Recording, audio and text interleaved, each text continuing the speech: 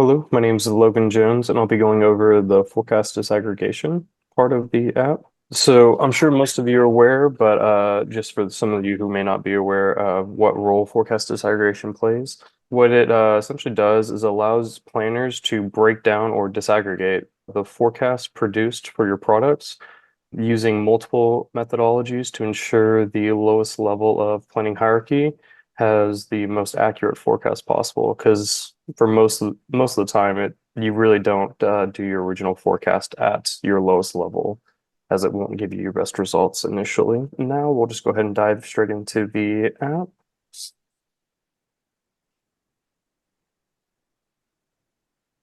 With this new supply planning app, it offers a pretty useful couple of pages here that will allow you to break down the forecast at whichever level you deem or need it to be for the lowest level of your planning.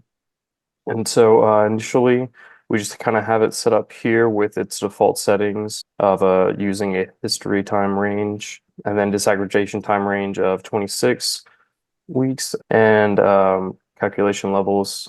This I'll go over a little more in details because it'll allow you to kind of split how you're setting your lowest level for your settings. And then this one will be your minimum allowable percentage. That'll be your disaggregation percentage, which is shown easily in this graph below. And then you can also do an override perpetuation behavior, and I'll go over that kind of in a second as well. First, we'll kind of break down the different disaggregation bases. So for the app, it comes with three. You can either use history time range, a fixed disaggregation, which will go hand in hand with another page that you can set specific disaggregation amounts down the level of your hierarchies, or you can just do a blanket even split. And so just kind of give you an example of what the even split looks like. You see here that for the most part, save for a couple of places where I've already added manual overrides for the disaggregation amount or percentage, you can see here that we just have an even split across the board going forward. But for the remainder of this, we'll just kind of toggle between history time range and history disaggregation. So here, these are just the defaults, but as you notice with the disaggregation basis, they do update as you make changes over here. Some of them are a little more obvious than others. This you just set the weekly amount. This one is where you can either have your final output for your disaggregation be based at the customer level, or you can even have it go all the way down to the customer product level. And so what's neat about this is it will allow you to set a blanket one for your overall customers, and then you can then go into each individual product and set them individually as well for the ones you know that will need a little more tweaking. And then here we have a minimum allowable percentage. With this, you can set how low you want a disaggregation to be included. So if it goes below 2%, then it will not be considered, and the other disaggregation percentage will be adjusted as well. And then this override perpetuation behavior, you have three options here. You can set it to not do anything, so no, do not perpetuate overrides. You can have it to where if if a location has a new override, that's when it will no longer perpetuate. So for example, here, you can see that it takes it down to the level that you change the forecast to, and then leaves it that same level until a new percentage has been, or new disaggregation override has been inputted. Or you can also set it to where anytime any of your locations have a override, the perpetuation will either hold or go back to normal percentages.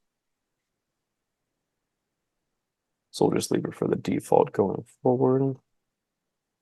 And then here, so right now we have it as a history time range, but you can see little dips and hills, or kind of hills and valleys over here.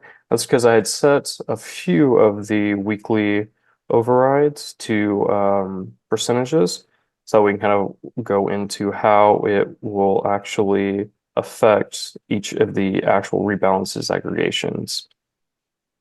So just for an example here, I'd set the override to be 20%. So now you can see based on the difference between these 2 weeks, how we rise the California disaggregation to 20%, and the subsequent locations vary as well based on the new override amount.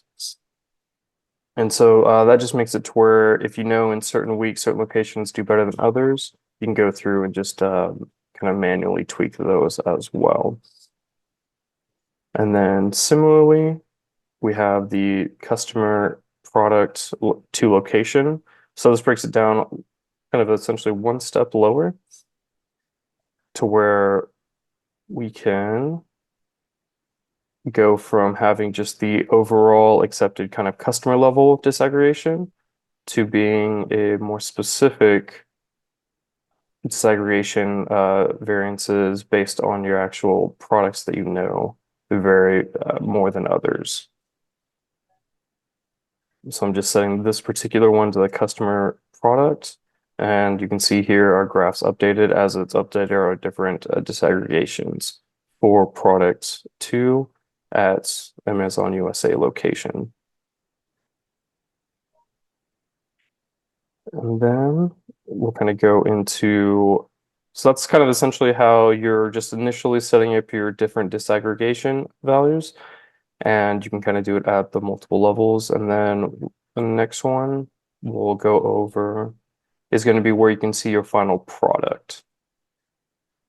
So here, since we had set this product 2, and so we see here when we made that change to the product 2, which I'll go back just to quickly review, we had set it to a fixed disaggregation. So this will be in a later app we'll see, or a later page we'll see what these particular values are, but we had changed it to be just that, so they're the same across the board, which is also why we can see all of them are lining up to be the exact same value. Whereas if we go back and just set it to our blanket at the customer level,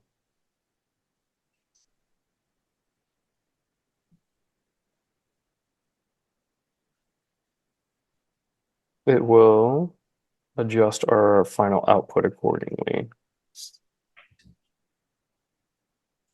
So now we can see our different disaggregation percentages have changed, and so our final output values have also been updated as well.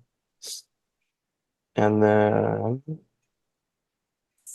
before we dive into those fixed, where we can set those fixed allocations, there's just a couple of pages here that will also show us what we have current customer location combinations that do exist and that we are planning for.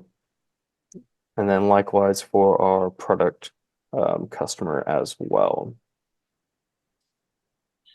So these are, you can just use to just kind of verify that we are planning for all levels that's needed and all items needed as well. And then here we have that fixed allocation customer to DC to where we can set these particular rebalance disaggregation factors to the individual values that we want to. And we also have some conditional formatting as well that helps us know when we've properly set a location's full disaggregation factors. And so whenever we have them equal to 100%, our conditional formatting will greenlight us, and knowing that we have properly set our rebalance disaggregation factors. Go ahead and delete them. That as well. And then these are just what we have that default for those as well. And then finally, we just for a kind of check for errors page, we have a validation errors screen to where any place we have some issues with our customer products, we'll be able to track those errors and shed some light on those so we can adjust our inputs accordingly.